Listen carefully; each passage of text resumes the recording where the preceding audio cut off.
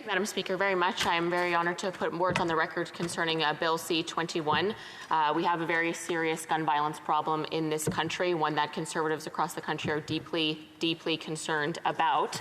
And I have to say, when there was rumors that this announcement from the Liberals was coming forward, it was going to be a big splashy event at the Chateau Laurier here in downtown Ottawa, I was looking forward to hearing something that could really make a meaningful impact on this devastating issue that has ripped families apart, taken innocent lives, and I was left feeling deeply, deeply disappointed. It was a missed opportunity to provide real hope for Canadians that gun violence will go down. And what I would say is what's interesting is since the Prime Minister formed government 7 years ago, gun violence and violent crime in Canada has consistently gone up. It has never been so bad since I've been alive that the gun statistics in this country and those killing each other with guns in Toronto, Montreal, Winnipeg, Saskatoon, Edmonton, and Vancouver, it is a serious, serious issue. And that's why I felt so let down by this government's announcement, because it will not make any meaningful impact on gun violence, and we so desperately needed a meaningful announcement. I'm just going to read a couple of crime statistics because they are very alarming. Homicide rates went up just 7% from last year, and that's a consistent increase year over year over year, 7% more last year. So now 2 out of every 100,000 Canadians are victims of a homicide. Violent crime, again, up 5 of the last 6 years. Firearm-related offenses increased for the 6th year in a row, and these are stats from last year, so we'll see what they are this year. But from the police reports, it sounds like it's going to be one of the worst years on record. Homicides were at a 30-year high, and at least a third of them are committed with firearms. And again, I represent a riding in Winnipeg, and it's ranked the violent crime capital of Canada, frankly, year over year. So I know firsthand the devastation that gun crime and violent crime cause on communities, especially our vulnerable communities. And in fact, in Toronto, in 2014, before the Prime Minister came to office, there was 177 instances where firearms were shot illegally. And now that number is up to 462, 177 to 462 in Toronto. Clearly, the Liberal approach is a resounding failure to keep our communities safe. It is fact that our communities are less safe, Canadians are less safe since this Prime Minister took office. And again, they had the opportunity to address that at their announcement, they failed to do so. Again, in Winnipeg, we have serious concerns. In the Winnipeg's North End, it is a predominantly Indigenous community that suffers significantly with addictions, homicides, violent crime, domestic abuse, spousal abuse, Child and Family Services. In fact, in Manitoba, Child and Family Services removes the most children per capita than anywhere else in the world, and at least 90 to 97% of them are Indigenous. Our prisons at all levels are filled with Indigenous youth. It is a serious problem what we're facing in this country. And then we see that the government, despite this violent crime, we have also the missing and murdered Indigenous women. We are most impacted in Manitoba by that. Indigenous women in Manitoba are most impacted by those horrendous statistics, Madam Speaker. And yet we have Bill C-5 from this government, who on one hand, the minister said in his speech, he is increasing maximum penalties for firearm offenses, some of them, to send a message to criminals. Well, on the other hand, he's eliminating, or his colleague is eliminating, mandatory prison time for serious firearm offenses. So we're talking robbery with a firearm. If you're robbed at gunpoint, no guarantee you're going to prison now. You may actually get to serve house arrest in the community that you caused that violent crime. Extortion with a firearm. Firing a firearm with the intent to injure someone, that's shooting at someone, planning to hit them with the bullet. No longer mandatory prison time under this Liberal government. Using a firearm in a commission of a crime, I could go on. In fact, if you are a drug trafficker, you no longer will face mandatory prison time under Bill C-5. So we have, on one hand, they say they're getting tough on criminals. On the other hand, they're letting them completely off the hook, allowing them to serve perhaps house arrest in the communities that they have terrorized. And that the removal of the mandatory prison time for drug trafficking, which is deeply related, as my NDP colleague related to in his question, deeply related to gun violence in this country. Just last year, over 7,000 Canadians died from drug overdoses, mostly opioids. That's fentanyl, carfentanil, 7,000. It was more deadly for young people to die of a drug overdose than COVID. That's how serious the drug epidemic in this country is, Madam Speaker. And we all have different approaches of how to solve that. But I would say that removing mandatory prison time for the individuals who push drugs on vulnerable Canadians, who traffic drugs into this country, is the wrong approach. They are responsible for murdering thousands of Canadians. Thousands, especially in BC. And it's especially an issue with young people. So their approach to firearms and violent crime, despite the rising statistics, does not make sense. And then we have this government. They are bringing forward this handgun freeze that the minister consistently has said, we're stopping this trend with our handgun freeze. But we know that the handguns used in Toronto gang crimes are not from legal gun owners. They're smuggled in from the United States, and I will get to that. But what I think is particularly interesting is all of the individuals, particularly police, that have come out to say that handgun bans, buybacks, they won't work. They will not work to address the rising gun violence in this country. And in fact, I'll start with an interesting quote here. An individual who said, the long gun registry, it was a failure. There are better ways of keeping us safe than the registry, which has been removed. Now, we're not talking about the registry today, but it's a gun control mechanism that was brought in formerly by a Liberal government, so I think it's relevant. This individual said, I grew up with long guns, rifles, and shotguns. The RCMP guarding me had handguns, and I got to play with them every now and then. Although the RCMP was very responsible around me, I was raised with an appreciation and an understanding of how important in rural areas and right across the country gun ownership is as a part of the culture of Canada. This is a very important person who said this.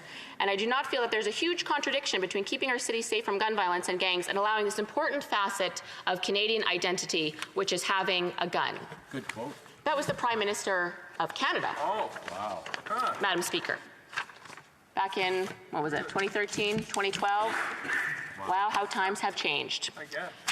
As well, another important individual of this Liberal government, he said, I believe that would handgun ban, he responded, I believe that that would be potentially a very expensive proposition, but just as importantly would not, in my opinion, be perhaps the most effective measure in restricting the access that criminals would have to such weapons, because we still have a problem with them being smuggled across the border. That was the Minister of Emergency Preparedness, the former Minister of Public Safety, Madam Speaker. Those were his words. Okay, please. And again, the Deputy Chief, Myron Demke of the Toronto Police Service, who deals with this on the front line, puts his life on the line, dealing with criminals shooting guns in downtown Toronto. Him and his officers put their lives on the line to keep communities safe from gun violence. He said, they're not, in reference to guns, they're not domestically sourced. They're internationally sourced. Our problems in Toronto are handguns from the United States. The issues around investing in what you described, and I had asked him about the handgun ban and the buyback proposed by this government, or that's going forward, is certainly not going to deal with the crime problem we're facing in Toronto as it relates to criminal handguns and the use of criminal handguns. We believe an investment upstream is a very valuable focus of resources. Where I had asked him, should we invest more in police or should we ban guns? That was his response. Clearly, no. He does not believe it will be effective. And this is someone in this epicenter of gun violence in this country. In fact, I have pages and pages and pages of quotes from frontline officers who deal with this more than anybody else, who have said that bans won't work because it doesn't tackle the problem. And so we recently studied this issue, guns and gangs, at National Security and Public Safety Committee, for which I'm vice chair.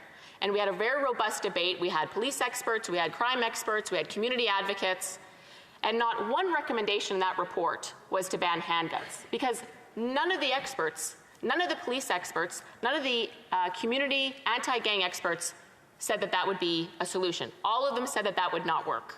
Interesting. Because we know from the Toronto Police that over 85% of the handguns used in violent crime in Toronto are smuggled in from the United States, Madam Speaker. This is a serious and growing problem that this government has failed to address. I'm an MP from Winnipeg. Recently, I took a tour of the Winnipeg Police Headquarters, where they showed me a $500,000 drug bust.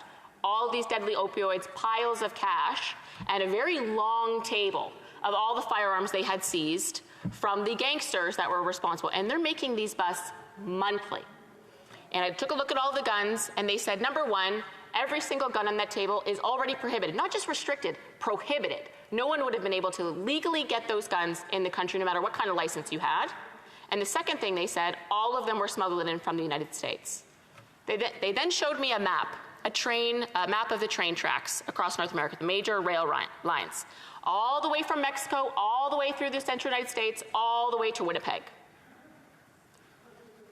they suspect that a significant number of the drugs that are killing Canadians and the guns from the United States that are killing Canadians are coming in on rail. So at committee, I asked the border agents, why can't you guys stop this? They said they do not have the capacity beyond checking one millionth, effectively none, rail cars coming into Canada. One millionth. We also have very little capacity to check marine ports of entry. We are struggling on retention issues at the border. We need many more security guards, or border officers, pardon me, and much increased and improved technology to stop gun smuggling. All experts agree that that is where the problem is coming from. Now, this is a government that spent more money than any government in history, actually all combined, if you're looking at deficits. If they really wanted to solve gun violence, they would be dumping piles, billions of dollars into the border to shore up our security. Because, of course, we share the longest undefended border in the world with a country that has more guns than people. So we have to get real about the Herculean effort it's going to take to stop this problem, which I think every single person in this House agrees we must do. Madam Speaker, could you tell me how much time I have left? 10 minutes left? 9 minutes. Thank you very much. Can you give me that? All right, and then we're going to talk about police. So again, I mentioned police. We know this, particularly in rural Canada, but especially in cities as well. Police are struggling to respond to calls for service. If you have a break and enter in Winnipeg, it may take them a month to come investigate it because they're so overwhelmed with gun violence and violent crime. That's how bad it's getting. Don't even get me started on the calls for service in rural Canada. It's unbearable for people in rural Canada. The answer is we need far more police, far more investments in guns and gangs units in this country. You talk to police on the front lines, again, they will say, we are strapped. We cannot keep up with demand. The drug deaths are going up, the gun deaths are going up. We need more help. So border security investments and police guns and gangs unit investments. That would make a real difference in reducing gun violence. Significant investment. As well, at committee, we had a number of remarkable people from the grassroots community in Toronto. One of them, Marcel Wilson, was a, frankly, hard criminal, and he was rehabilitated, and he's turned his life around, and he started the 1 by 1 movement. And the 1 by 1 movement saves at-risk youth in vulnerable communities from joining a life of gangs, from following a life of crime. This man and his organization are saving young people from this life of crime. There's an organization that's similar in my community called the Bear Clan that really focuses on the Winnipeg's North End that's dealing with a lot of trauma. There's community organizations like this all across the country. They need significant investment and support from all levels of government. And that is a long-term solution for the gun violence we're seeing. And so I think that there's a lot that we can agree on, Madam Speaker, on this. And that's and there are elements of this bill. The minister talked about red flag laws, about increasing the penalties for those who try to smuggle guns into this country. There's a few other minor things that I think all members of this House can agree on. And so today, in a very good faith, we talked to the other parties and we brought forward the following motion. I was not allowed to read it because I was cut off, but I will read it now, just into the record, because this motion was to be brought forward so we can depoliticize this issue. Because Conservatives firmly believe, as do nearly all firearm owners in this country, that this government does not have an interest in solving gun violence. This government wants to stigmatize and divide Canadians on this issue. Shameful. And so we wanted to take the politics out of it, say, hey, there's parts of this bill we're really keen on. We can work together. We can get these to committee. We can study them. We can get them passed. Let's quicken the process, save lives, hopefully, if they're effective, which we will find out at committee. And let's put the really difficult political issues through the debate in the House. This is not something that's foreign. We split bills. That is a possibility. There's a democratic tool that we have. So I wanted to say, before I was cut off by Liberal members, that given the debate on combating gun violence needs to be depoliticized, centered on the rights of victims and the safety of communities, the House called on the government to divide Bill C-21. I went on to say into two parts, to allow for those measures where there is broad support across all parties, to proceed separately, namely curbing domestic violence and tackling the flow of guns over the Canada-US border from those aspects of the bill that divide the House. fairly collaborative, I would say. And in fact, I have to say, members of the Liberals, the NDP, the Bloc, and the NDP on Public Safety Committee, we have worked very well together. We really tried to put, thank you, our politics aside, and we came up with a really great guns and gangs study that we all signed on to. Can you imagine all parties signing on to a guns and it's unheard of, I think, but that's how we can work together and how I have shown that I can work together on this issue to create real solutions.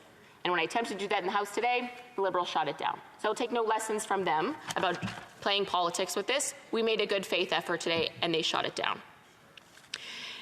And so I did also want to talk about a little bit some of the people that are impacted by this ban that, and the minister had said something very odd lately on the news. He said, oh, this bill doesn't tackle, this bill doesn't impact law-abiding citizens. It doesn't impact law-abiding gun owners. I'm not sure if he's read his own bill, Madam Speaker, because this bill, the handgun freeze, only impacts legal owners. It only impacts people who follow the law. And I will remind the House that those who possess RPALs, the restricted license you need to be trained, vetted, and background checked. You are one of the most background checked individuals in the country if you have an RPAL, and with good reason. Conservatives support very strict gun laws in this country. Only the most responsible, law-abiding citizens should ever come near a gun. And so we have the situation where it's those individuals, they're the only ones being targeted by this. It's not the criminals in Toronto. They don't care. They're laughing about this handgun freeze. They own them already illegally. They're carrying them around and shooting up their communities illegally now. You think they care about a handgun freeze? They're laughing. It's ridiculous. And some of the individuals that are impacted by this, I'd like to just talk a little bit about them because I think it's pretty important. So one of them is the sports shooting community, obviously. There's a large sports shooting community. I know folks who are watching at home, if you don't own a firearm, never been around one, I understand this is very foreign to you. I understand. I'm not a sports shooter myself, so it's not something that necessarily impacts me. But it certainly impacts our Olympic sports shooting community, which has thousands and thousands of sports shooters below them, associations, provincial competitions, national competitions, international competitions. And this bill will end that sport in Canada, a sport that we have competed at the Olympic level for well over 100 years. They say they've consulted. I'm hearing from the very large, law-abiding sports shooting community that they have not had a call from the minister. They're not giving any dignity to the individuals that they're ripping apart a major part of their cultural heritage in this country, not even a conversation. So much so that they're trying to push this through at committee with no debate, with a sneaky UC motion at committee. They don't even want to debate it. They want to do it right today and completely eliminate any dignity to a large part of this country that values sports shooting, that is proud of it, that passes down their firearms to their daughters, to their sons. All eliminated. I just don't understand how you can bring something forward like this with no consultation with the community that it impacts the most. Because it's not impacting the illegal community. It's not impacting the individuals who are killing people in our cities. And when you look at the crime stats and look at the trend since this Prime Minister took office, you would think that they would bring forward a bill that would go after the problem. But no. They've chosen politics. They've chosen to go after the individuals who are least likely to commit crimes, actually 3 times less likely to commit crimes, are lawful gun owners because they're so vetted, so background checked, as it should be. It's infuriating. I can't tell you how many calls I've received from across the country from women, educated, professionals, doctors, pilots, academics that engage in sports shooting. They're saying, why are we being attacked again by this government? Why aren't they going after the problem? They're spending billions of dollars. Sky's the limit. Why aren't they spending it in the city so we can save people? It's unbelievable, Madam Speaker. I can go on and on about this. I'm very passionate about it, as I'm sure we all are from our own perspectives. But I am willing to work and collaborate on the elements of this bill that we do agree on. That was shot down today. Maybe they'll agree another day. But I would like to move another motion, Madam Speaker. So I move, seconded by the member from Lees, Grenville, Thousand Islands. Thank you, Madam Speaker. Lees, Grenville, Thousand Islands. That the motion be amended by deleting all the words after the word that and substituting the following, quote, Bill C-21, an act to amend certain acts and to make certain consequential amendments, firearms, be be not now read a second time, but that the order be discharged, the bill be withdrawn, and the subject matter therefore referred to the Standing Committee on Public Safety and National Security. Madam Speaker, the purpose of my motion is to say we got to go back to the drawing board. This isn't going to work. It's not going to solve gun violence. Conservatives will work together on the committee to solve gun violence in this country. We will collaborate and we will bring forward real solutions that tackle the problem that's criminals and gangs smuggling guns in from the United States and hurting our communities. Madam Speaker, rest assured. Thank you. Well done. The Honourable Minister of Public Safety. Well, first I want to thank my colleague for her impassioned speech, and unfortunately there are substantial portions of it that are just factually inaccurate. For example, the statistics which demonstrated the increase in gun violence predated our government in part as a result of the massive and deep cuts to frontline law enforcement that were imposed by the last Conservative government, which this government then proceeded to restore when we first took office in 2015, Madam Speaker. And as a result of the nearly $1 billion that we put back into the system, we were indeed able to provide additional resources, tools, and technology to law enforcement, including in my honourable colleague's hometown of Winnipeg, where she just acknowledged police, local police, with the benefit of federal funding, which she acknowledged to me to her credit the last time I went to committee, were positive contributing factors to the progress that we made in stopping guns, illegal guns, from crossing the border. So at a minimum, she should acknowledge that. But the real problem, I think, that my colleague has and the Conservative Party has on this issue is they have no plan, no alternative, except for repeatedly stating that they would make assault-style rifles legal again. That has been their stated policy position for quite some time, Madam Speaker. Well, I mean, I'm simply stating what has been, I think, well known publicly for some time. So I just wonder, what is the alternative plan? Member for Kildone and St. Paul. Madam Speaker, so a couple of things. So first and foremost, my statistics are certainly accurate. They were taken from Stats Canada, which shows the massive increase of gun violence in our cities. I know that may make the minister uncomfortable, but those are the facts. I'd also say I did acknowledge, of course, in committee, I'll acknowledge it again, I appreciate, and we appreciate some of the small investments they have made in policing. I won't give them a pat on the back beyond that. The Toronto Star is doing more of enough of that, so I think he's got enough. But I would say half of my speech was about what we would do. I would say that I'm fairly knowledgeable about this. I've spoken to hundreds of police officers across the country, hundreds of crime experts across the country, as have the hardworking members of the Public Safety Committee. I would say we would take all the money they're wasting on bans and buybacks, that's going to be billions of dollars, by the way, and put it into borders, more police, and grassroots organizations that save young people from a life of crime. I've been very clear all along on that, Madam Speaker. Here, here. Commentaire, l'honorable député de Rivière-du-Nord. Thank you, Madam Speaker. My colleague just mentioned that it's crazy to say that the opposition parties are proposing nothing. We've been proposing mixed units with the U.S., joint squads, and so on.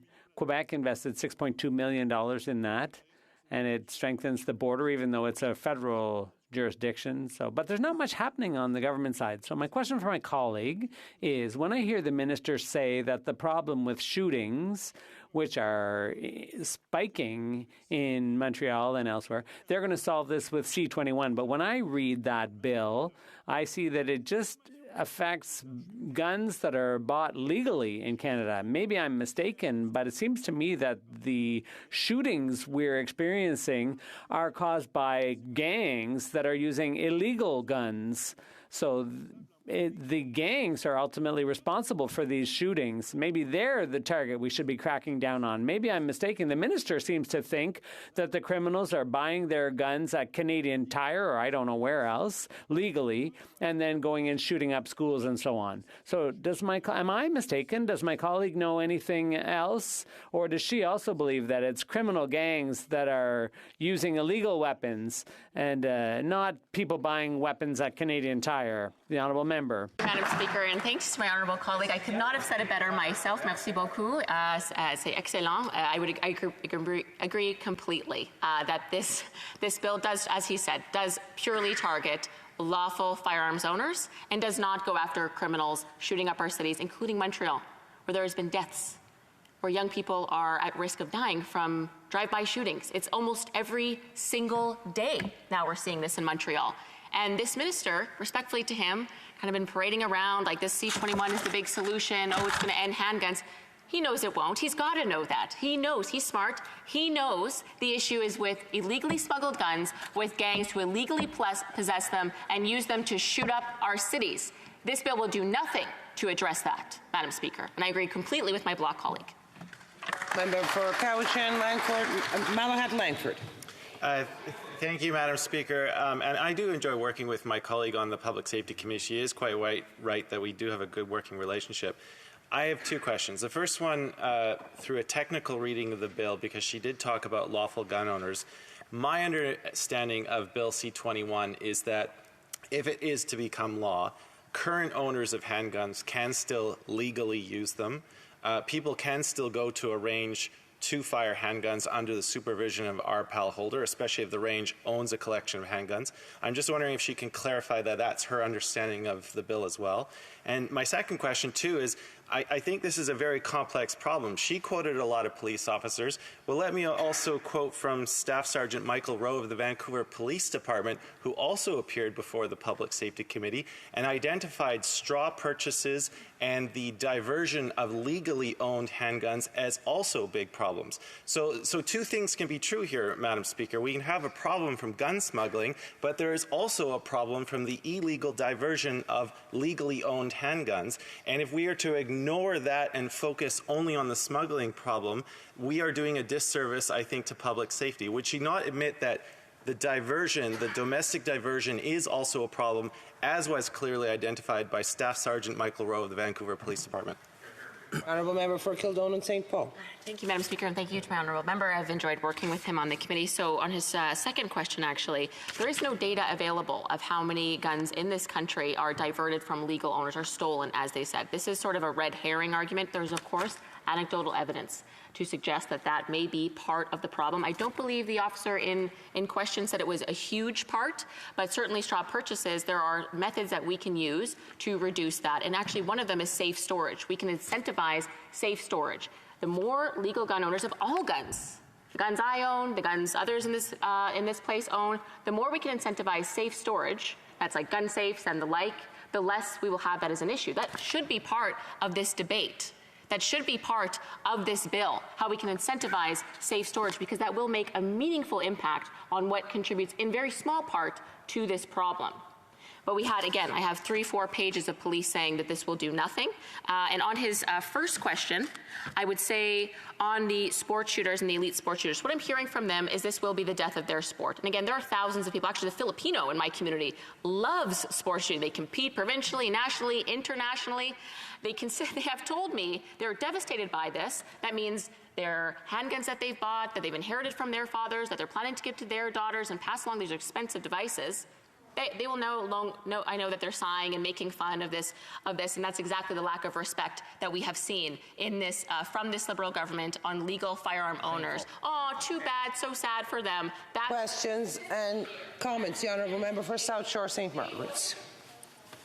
Thank you, Madam Speaker. We hear a lot from this government about their input measures. They spend more than anybody else. That's their common response. Since the bill has been introduced and since the Prime Minister contradicted the earlier quotes that he made himself in 2012 that the member mentioned, I'm curious, we haven't heard a lot. We've heard claims that this C-21 will actually reduce gun crime in our cities, but we've been unable to nail the government down, at least I haven't heard it, on what the actual targets are that this will produce in reduced crime in the cities. There's not much use in introducing this kind of legislation unless you actually have specific targets of what you think it will do. So could the member comment on whether in the committee or in the discussions that she's had with the department and other officials that the government has set any actual goals for what this will do in having a positive effect in reducing gun crime? Honourable member for Kildonan St. Paul. Thank you, Madam Speaker, and thank the honourable member for the question. I'd actually like to address the disrespect from the members opposite. So when my grandfather was a young boy, he saved up every penny to buy a rifle that he can go hunting with to sustain his very poor family. He cherished this gun, cherished it. And when he was dying in palliative care, I'm speaking to the member actually through you, Madam Speaker, so perhaps you can learn something about gun culture in this country and the importance of it So when he was dying in the final weeks of his life, he brought this gun. It was wrapped up very nice. He brought the cleaning, the little cleaning tools. He brought it to our house. He died about a month later. He brought it and he gifted it to my father. Something very symbolically important, going back the 5 generations that we've lived in rural Canada and struggled to sustain ourselves until the last 2 recent generations. He gave it to my father, and my father will give it to me. This is a very critical and important part of this discussion that is missing, that needs to be respected, that is lacking and being laughed at by members opposite. This is why people get so divided and upset about this, because there's no dignity from Liberal members given to rural Canada and the heritage that we, with every fibre of our being, believe in. We have to resume debate. Please, du débat.